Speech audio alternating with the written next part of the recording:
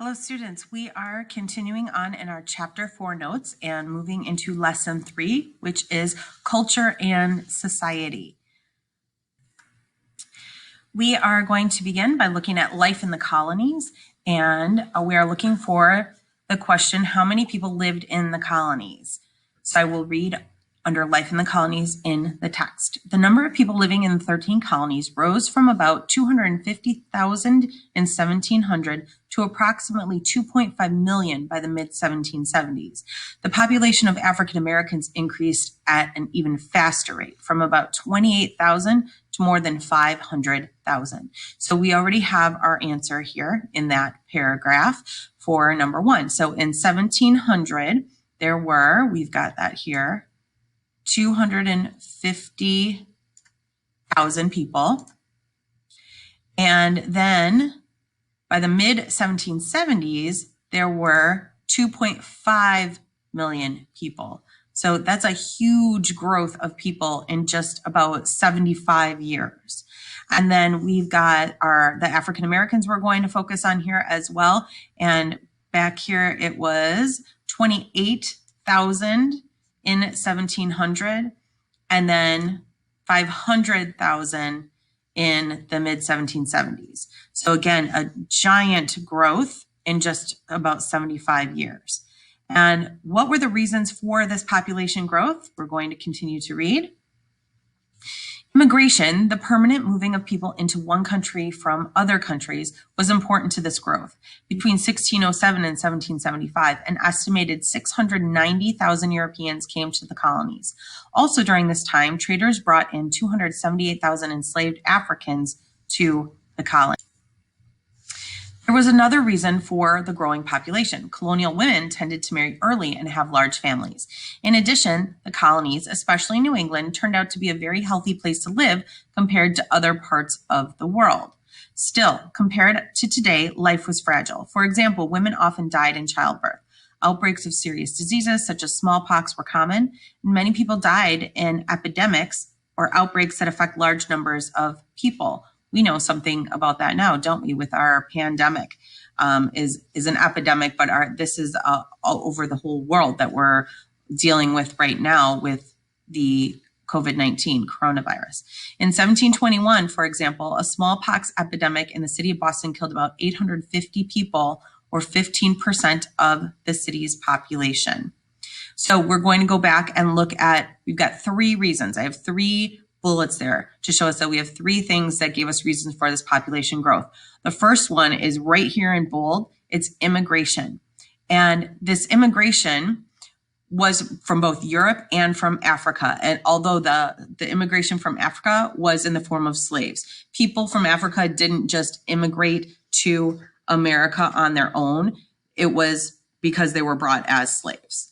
And then our second one here was that it was, here we go, colonial women married early and had large families. So we're simply going to put large families. People had large families.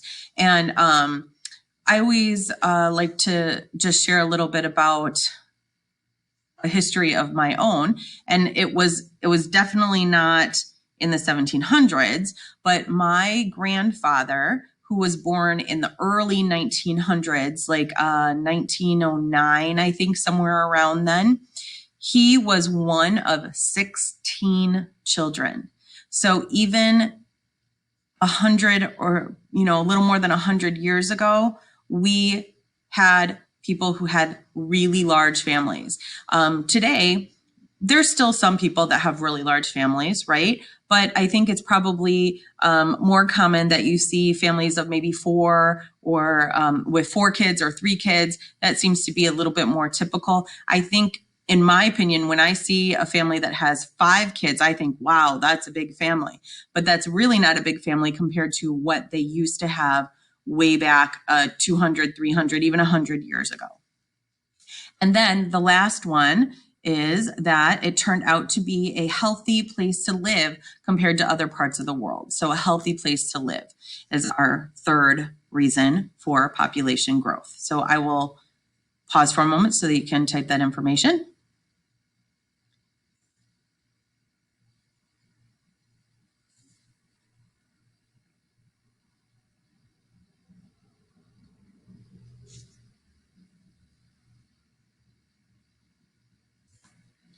And I moved ahead in the textbook to our next heading, which is called American Beliefs. And we're looking for what formed the basic foundation of colonial society. And so I'm going to read right below American Beliefs here. The American spirit and the family served as a foundation for life in the colonies. In addition, Americans shared a commitment to education, strong religious beliefs, and openness to new ideas. So here we go. Family and the American spirit is what was the foundation of colonial society.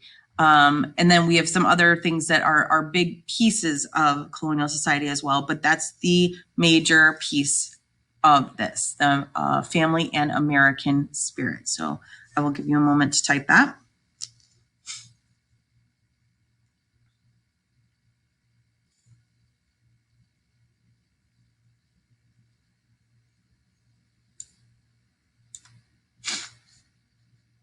Okay, and then our next topic there is the Great Awakening. And so I've moved in the textbook to the Great Awakening, and our first question is, what was the Great Awakening?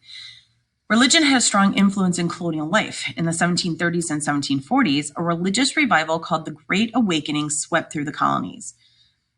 In New England and the Middle Colonies, ministers called for a new birth, a return to the strong faith of earlier days.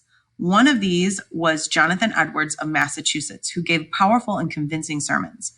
George Whitefield, an English preacher who arrived in the colonies in 1739, inspired worshipers in churches and open fields from New England to Georgia. So we have part of our answer here. Well, we do have our answer here for number one, at least, and that was, what is the Great Awakening? And we have got a couple pieces here. First of all, it's a religious revival, but we need to have more than that in our answer because not everybody knows what that means. What is a religious revival? So to revive something means to bring it back to life, right? And so here is where they talk about that, a new birth. They don't say bring back to life, but they say a new birth. So kind of like starting all over again. And so this is a religious revival that called for a return to a strong faith. A new birth. Let's start over again with strong faith is what that means. I'll give you a moment to type that before we move on.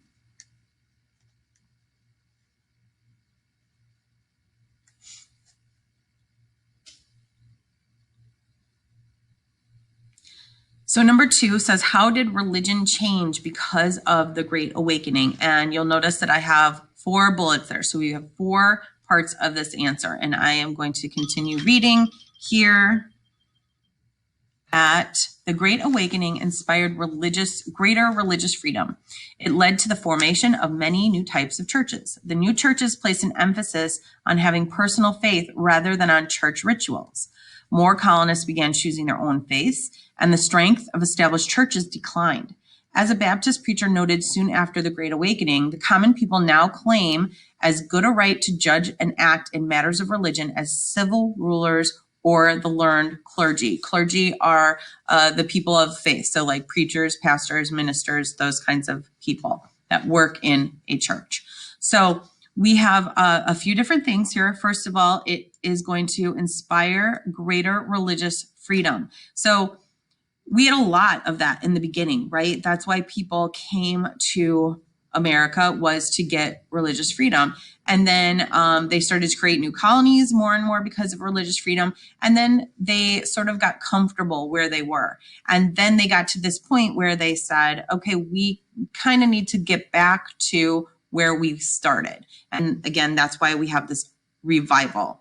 Okay, and so then the next one is that it led to the formation of many new types of churches. So once again, people decided that maybe the way that they were practicing their religion was not exactly the way that they wanted to. So they figured out that we can form new churches. We can make this what we want it to be to practice our religion that is comfortable for us.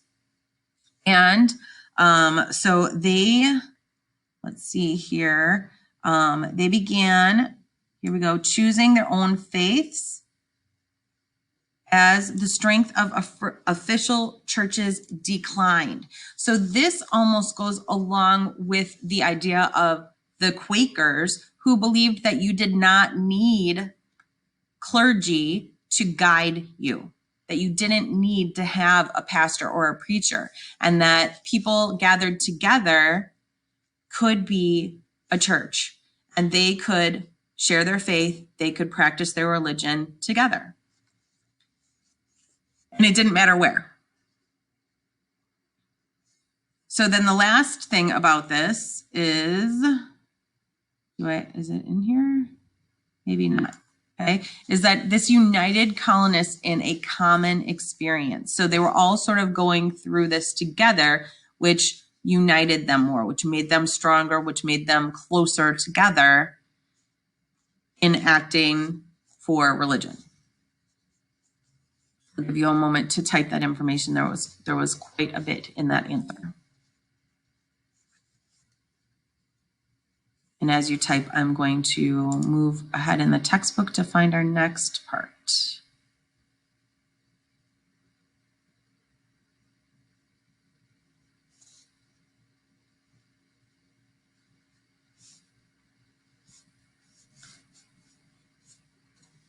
Okay, so then we have the Enlightenment, and we're looking for what was the Enlightenment. By the middle of the 1700s, many educated colonists were also influenced by the Enlightenment. This movement, which began in Europe, spread the idea that knowledge, reason, and science could improve society. In the colonies, the Enlightenment increased interest in science. People observed nature, staged experiments, and published their findings, much as Benjamin Franklin did. The Enlightenment also promoted freedom of thought and expression, a belief in equality, and the idea of popular government. So there's kind of a lot of stuff thrown into that paragraph here. And the first part of it, we're asking what was enlightenment. So this is a movement, first of all, so it's going to be part of our answer. And it spread the idea that knowledge, reason, and science could improve society. Now, I hope this kind of makes sense to you. And when someone is enlightened, it means kind of like a light bulb turned on, right? That they went, oh, now I get it. Now it makes sense to me. And so that's what we're talking about here, that this movement started to spread throughout Europe, that when you had knowledge, it improves society. When you use reason, that improves society. And then, of course, science, doing research, having observations, which we're going to talk about coming up to, and experiments, and sharing those ideas are all things that are going to improve society, right? Think about over all of the years, the inventions that have been created that have helped improve society. Now, obviously, there's going to be some things that people think inventions that maybe didn't help society or made society worse. But in most cases, when people create inventions, they are trying to do it to make our society better, to make things a little bit easier in a way for certain things. So hopefully this makes sense. The more knowledge you have, you're going to be able to improve society. And that kind of falls, all those categories fall under knowledge. Having that science experience is knowledge, right? Okay. And then on to the next paragraph there. Okay. So how did the Enlightenment influence colonial American society? So I just kind of mentioned some of those things here. Here we go. It increased an interest in science. So more people were interested in figuring out how things worked or trying to create new things, right? So that meant that people observed nature, they staged experiments, and they published their findings.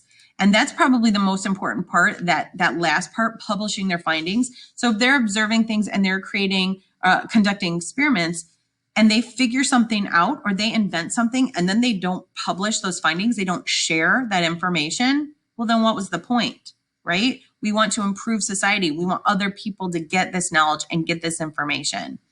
And then lastly, here we go. It promoted freedom of thought and belief in equality and the idea of popular government. So freedom of thought and expression, meaning that let's think outside the box. We don't have to always fall in the line. Let's start creating things. Let's figure things out. It might not be conventional. It might not be easy.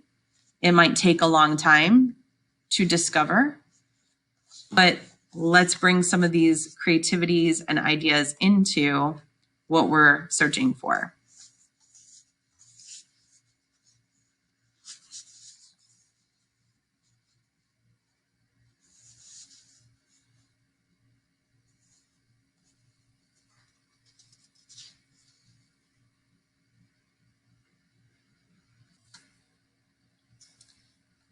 Okay, our next question has to do with Benjamin Franklin, and the text mentioned Benjamin Franklin here, and we're going to hear more about Benjamin Franklin moving forward as well, but he is one of our most important founding fathers of our country. Benjamin Franklin had a lot of important discoveries and inventions, so we're going to focus on those. So Benjamin Franklin really could be considered the best example of enlightenment. And again, remember that enlightenment means that we think that knowledge and reason and science is going to help improve society.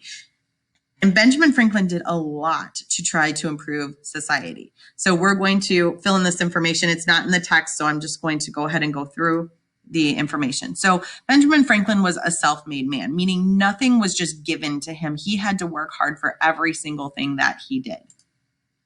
He grew up poor, but he actually became one of the richest men in America. And this is what we call like a rags to riches sort of story. And again, that nothing was given to him. His parents were poor and uneducated, and he grew up poor. And then he made something of himself. And he became a printer and a publisher, among other things, but that was his major job that he printed and published. He actually wrote a lot of information also that he shared throughout the colonies, obviously to spread this information and ideas and science throughout to try to improve society.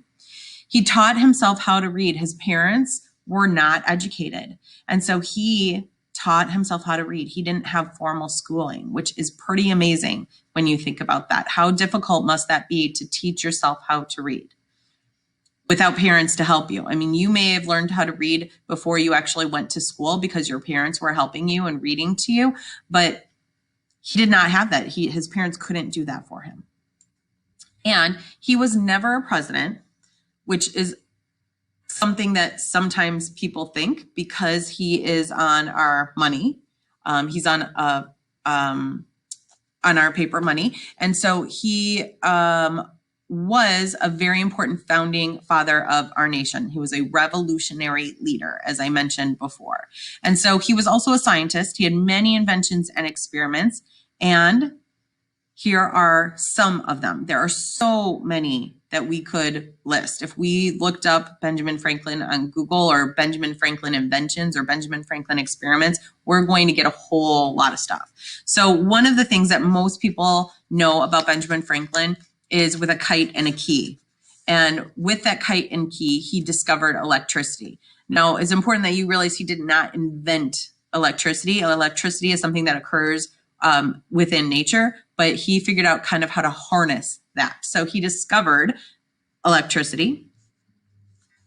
And then he also invented bifocals. Bifocals are kind of glasses that are like two lenses, basically. The bi means two. So it usually is for people who are a little bit older in life and they have trouble seeing far away and they have trouble seeing close up. So people in your life that have what are called readers, glasses that they put on just to read a paper in front of them, those people need bifocals because they can't see close up and they can't see far away. So they need to have two lenses. You don't have to do it that way, but that is a convenience that Benjamin Franklin created. He also created the lightning rod. So lightning rod goes on top of tall buildings to attract that lightning so it doesn't hit other things and destroy other things and cause fires and stuff like that. It sort of absorbs that electricity from the lightning and then it doesn't cause damage.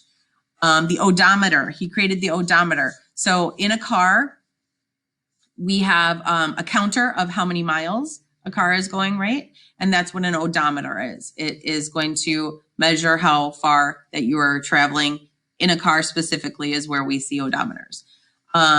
The Franklin stove is a wood burning stove that allowed people to cook and heat at the same time. So I put a little image there on the side of what a wood burning stove looked like.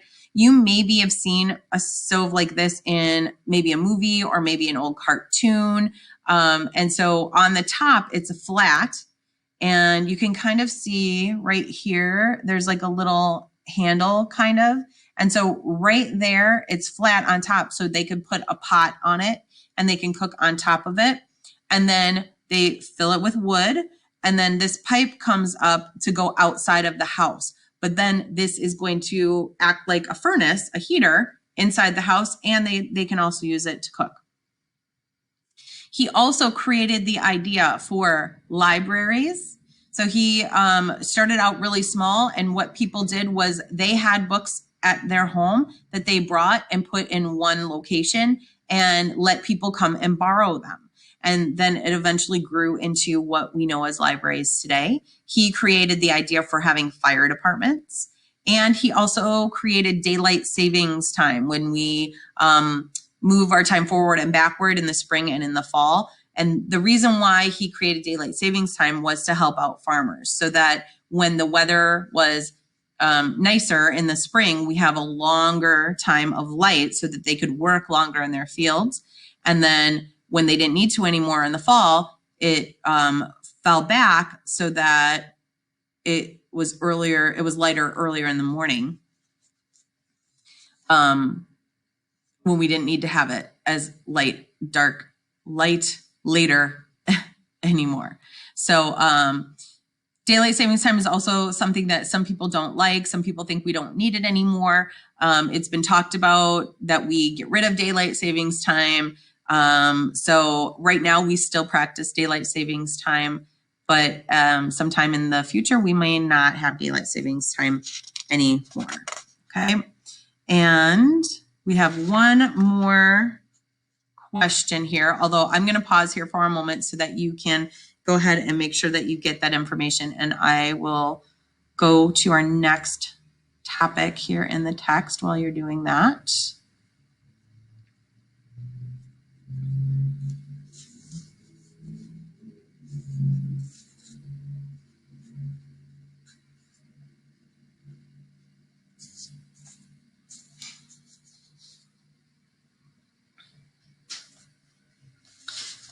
Okay, so our last heading for lesson 3 notes is civic virtue. And so the question, I'm going to leave this here still in case that you're typing, but I want to move forward a little bit. And so I'll switch the page when we get to the answer. And our question that we're looking for is to define civic virtue. So I will read, colonists were beginning to form new ideas of freedom. They began thinking in terms of civic virtue, democratic ideas, practices, and values that form a truly free society. Crèvecoeur was writing about these ideals when he described the spirit of the new American. Benjamin Franklin was a shining example of civic virtue at its best.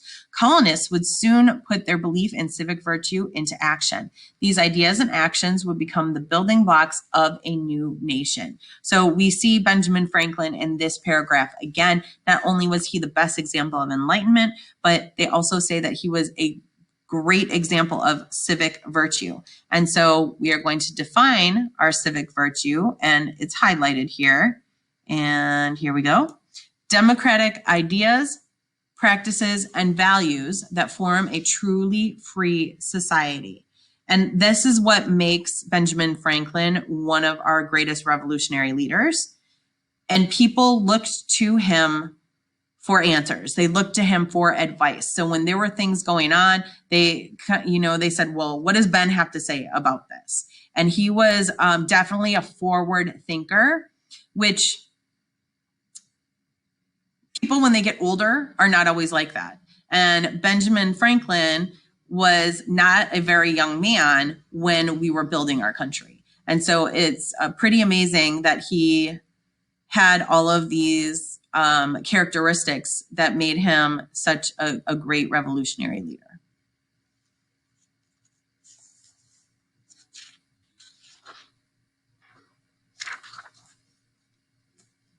Okay, and that is the end of lesson 3.